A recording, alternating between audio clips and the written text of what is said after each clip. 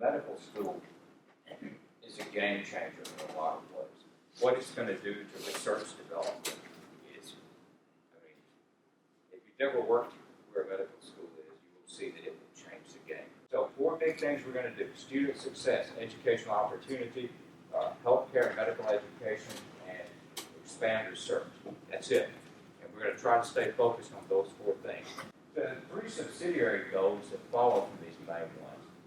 First of all, we're going to be integrating a medical school and a general academic. Remember, in Texas, all the medical schools are in health science centers, which are separate institutions. Now, that's not the case around the country, but it has always been the case in Texas. So we're an experiment along with UT Austin in many ways. And that's a topic for another complete discussion. We're not going to go there today. At some point in the future, we will. The next 2, we want to become an emerging research university. That's a Texas Higher Education Coordinated Board category, and I'll talk about that in just a minute. We want to become that, and we want to enhance our financial base to accomplish that. Okay, what's an emerging research university? It's a university category, a category of university established by the Texas Higher Education Coordinating Board. It's the criteria for becoming an emerging research university, and there are only 3. You have to offer a comprehensive range of excellent undergraduate and graduate programs.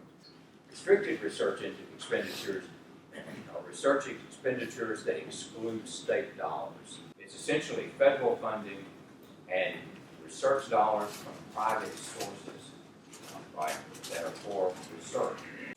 And so 30/30, we need 30 PhD degrees annually and 30 million in restricted research expenditures. Now, why do we want to do this in the first place, other than the fact that the Board of Regents suggested it? There are some very good reasons apart from that. One set of reasons have to do with educational opportunities for our students. And they'll have access to programs not available in the Valley right now. It's really important to keep our best people here. We need the programs to keep them here, right? And so that's absolutely crucial.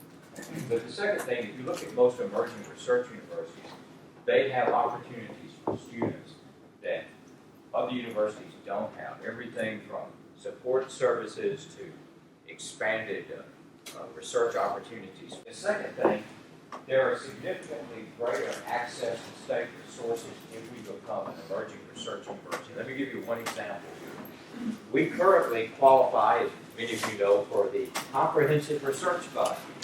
And that is a competitive fund that we get through the legislative appropriation every 2 years. It was valued the last session at $14.3 million. 25 universities competed for that money. We actually did quite well. 25 into 14 isn't a large number. Are you with me? It's just not going to be ever a very large number. But look at what happens to emerging research universities. They qualify for the Core Research Fund. And that is a $117 million fund shared by 8 universities. Again, it's competitively distributed. They don't all get the same amount. But here's what I know. 8 into 117 is a lot bigger number than 25 is. Right? Okay, you didn't have to do all that well in long division. You got to think back to elementary school, right? Long division to figure that out. Research universities also qualify for something called the Texas Research Incentive Program, or TRIP. And some of you may know about this, but TRIP is a great help to us in tech. It essentially, right now, is a $138 million fund that's used to match private gifts that support research. The last thing, if you're an emerging research university, there are certain benchmarks you can meet. And once you meet those benchmarks, and I won't go into those today, but at a later time we talk about it, you qualify for the National Research University Fund. The National Research University Fund it was $500 million when it was set up in 2009. I think the value of that fund is probably closer to $700 million now.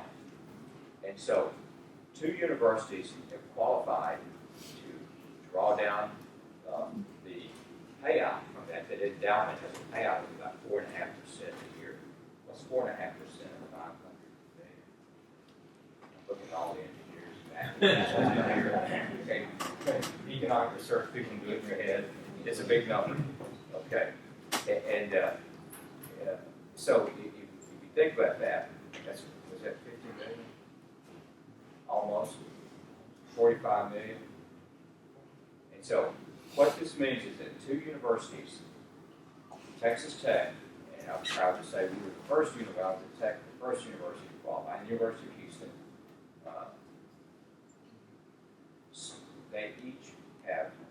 they split 45 million a year, right? That's a pretty nice, tidy sum to support research. That's where we ultimately want to go. Our PhD, we were at 17 last year. Okay, we need to be at 30. That's not that far away. You add a few programs, you expand your graduate, you can double your number of PhDs that you award fairly quickly. It may take 5 years. Gee, that's doable. Does that make sense? Building a resource base. How do we do that? Well, there's 6 major revenue sources for universities in Texas. And the first is tuition and fees. I mean, we charge our students, and in higher education today, tuition and fees are a big part of it, okay?